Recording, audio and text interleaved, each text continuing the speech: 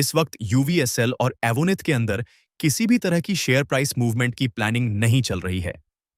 Company के अंदर पूरा फोकस सिर्फ 3 चीजों पर है। पहली चीज, पैसा जुटाना।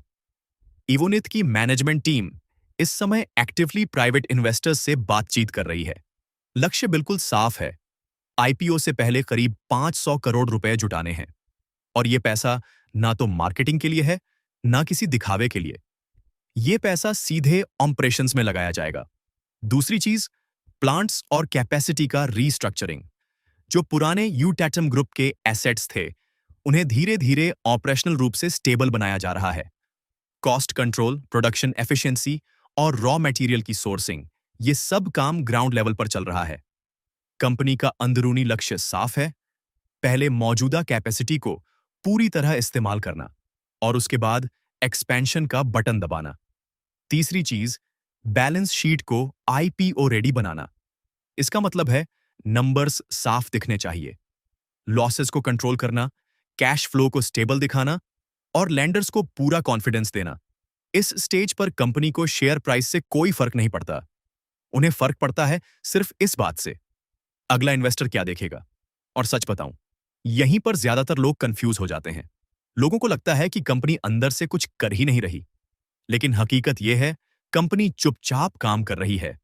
कोई न्यूज लीक नहीं, कोई चमकदार ऐलान नहीं, बस इंटरनल मीटिंग्स, कैपेक्स प्लानिंग, बैंकों के साथ बातचीत और प्राइवेट इक्विटी इन्वेस्टर्स से नेगोशिएशन। एक और अहम चीज जो अंदर चल रही है, ग्रुप लेवल कंसोलिडेशन। इवोनिथ चाहता है कि सभी स्टील एसेट्स एक क्लियर और सिंपल स्ट्रक्चर में आए, ताकि आईपीओ के वक्त कहानी समझाना आसान हो कि ये हमारी कैपेसिटी है, ये हमारा मार्जिन है और ये हमारा ग्रोथ प्लान है। अभी जो फेज चल रहा है वो देखने में थोड़ा बोरिंग लग सकता है। कोई बड़ी हेडलाइन नहीं, कोई अपर या लोअर सर्किट नहीं, लेकिन यही वो फेज होता है जहां तय होता है कि कंपनी आगे चलेगी या यहीं रुक जाएगी। अगर फंडरेजिंग स्मूथ रही, अगर प्लांट्स स्टेबल हुए और अगर कॉस्ट कंट्रोल डिलीवर हुआ, तो अगला फेज आएगा ऑफिशियल फाइलिंग्स, कैपेसिटी अनाउंसमेंट्स और आईपीओ की टाइमलाइन। और तब मार्केट रिएक्ट करेगा, अभी नहीं। इसलिए जो लोग रोज चार्ट देख रहे हैं वो गलत जगह देख रहे हैं। इस स्टॉक में अगर कुछ देखना है तो प्राइस नहीं, प्रोसेस देखिए। कंपनी के अंदर अभी प्रोसेस चल रहा है, ना ज्यादा एक्साइटमेंट, ना ज्यादा शोर, बस काम। और अगर आपको ऐसे स्टॉक्स पसंद हैं जहां सब कुछ चुपचाप और धीरे धीरे बनता है, देखिए मैं सीधी और साफ बात कर रहा हूं। अभी कंपनी के अंदर जो चल रहा है वो शेयर के भाव को ऊपर नीचे करने की प्लानिंग नहीं है। अंदर जो चर्चा है वो कंपनी के शेयर स्ट्रक्चर को ठीक करने को लेकर है। और इसी से जुड़ी एक अहम बात पुराने शेयर होल्डर्स के बीच धीरे धीरे सामने आ रही है। कंपनी के अंदर जिस मॉडल पर चर्चा चल रही है उसके मुताबिक शेयर कंसोलिडेशन पर विचार किया जा रहा है। मतलब ये कि पुराने शेयर पूरी तरह खत्म नहीं होंगे, लेकिन उनकी संख्या कम की जा सकती है। अंदरूनी स्तर पर जो अनुपात चर्चा में है वो है 100 शेयर के बदले 20 शेयर। यानी अगर किसी के पास 100 पुराने शेयर हैं तो नए स्ट्रक्चर में उन्हें 20 शेयर मिलने का मॉडल देखा जा रहा है। ध्यान से समझिए, ये कोई बोनस नहीं है, ये कोई बायबैक नहीं है, ये सिर्फ कैपिटल रीस्ट्रक्चरिंग है। कंपनी के नजरिए से समस्या ये है कि अभी बहुत ज्यादा शेयर आउटस्टैंडिंग में है, जिसकी वजह से न तो सही वैल्यू दिखती है और न ही आईपीओ के लिए स्ट्रक्चर साफ लगता है। इसलिए अंदर की सोच ये है कि शेयरों को कंसोलिडेट करके कैपिटल स्ट्रक्चर को आईपीओ रेडी बनाया जाए। अब एक बहुत जरूरी बात सुनिए, ये प्रक्रिया आज या कल में नहीं होती। पहले बोर्ड लेवल पर चर्चा, फिर लेंडर्स की मंजूरी, फिर रेगुलेटरी प्रोसेस और एक्सचेंज फाइलिंग आती है।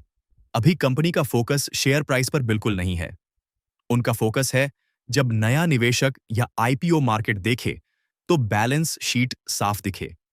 पुराने शेयर होल्डर्स के लिए सबसे अहम बात यह है, शेयर खत्म नहीं हो रहे हैं, लेकिन उनकी संख्या कम हो सकती है और असली वैल्यू कंपनी के आगे के परफॉर्मेंस से तय होगी।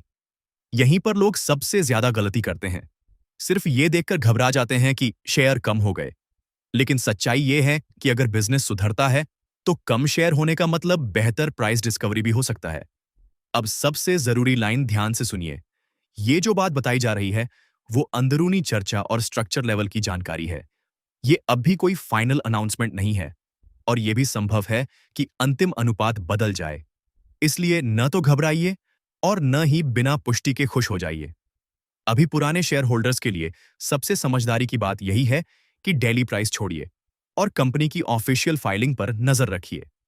जिस दिन एक्सचेंज पर आधिकारिक सूचना आएगी, उस दिन पूरी तस्वीर साफ हो जाएगी। अभी जो चल रहा है वो शोर नहीं है, अभी अंदर सिर्फ काम चल रहा है। भारत के शेयर बाजार में और एसईबीआई के नियमों के हिसाब से कोई भी कंपनी पुराने शेयर होल्डर्स को ऐसे ही हवा में गायब नहीं कर सकती। अगर कंपनी पब्लिकली लिस्टेड है और अगर शेयर कभी वैध तरीके से अलॉट हुए हैं, तो फिर उनका कोई ना कोई ट्रीटमेंट होता ही है। इतिहास गवाह है। रिलायंस नेवल का केस याद कीजिए। वहां भी सालों तक लोगों को लगा कि पुराने शेयर होल्डर्स का कुछ नहीं बचेगा, लेकिन आखिरकार कंपनी को शेयर स्ट्रक्चर क्लियर करना पड़ा, रीऑर्गेनाइज करना पड़ा और शेयर होल्डर्स को एक प्रोसेस के जरिए शामिल करना पड़ा। पूरी कहानी एक दिन में नहीं हुई थी, समय लगा, लेकिन सिस्टम ने काम किया। यूवीएसएल और इवोनीत के केस में भी यही सिस्टम लागू होता है।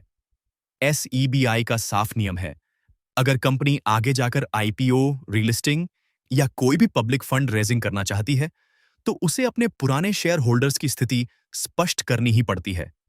यानी शेयरों को लेकर कोई ना कोई औपचारिक ऐलान आना ही होता है। अभी जो चल रहा है वो अंदरूनी प्रोसेस है। पहले बैलेंस शीट साफ की जा रही है, फिर शेयर स्ट्रक्चर पर काम हो रहा है और उसके बाद पब्लिक अनाउंसमेंट आती है।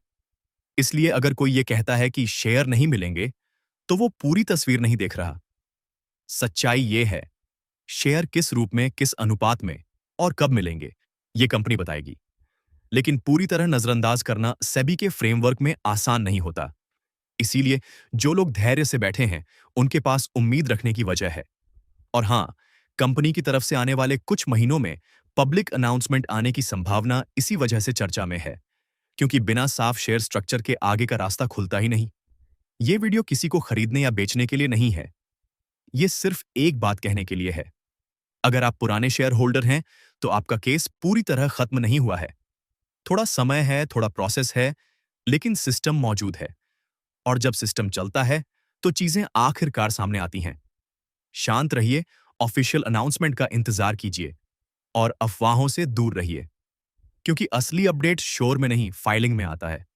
बने रहिए हमारे साथ, हम आपको उत्तम वैल्यू स्टील्स के बारे में अपडेट्स देते रहेंगे।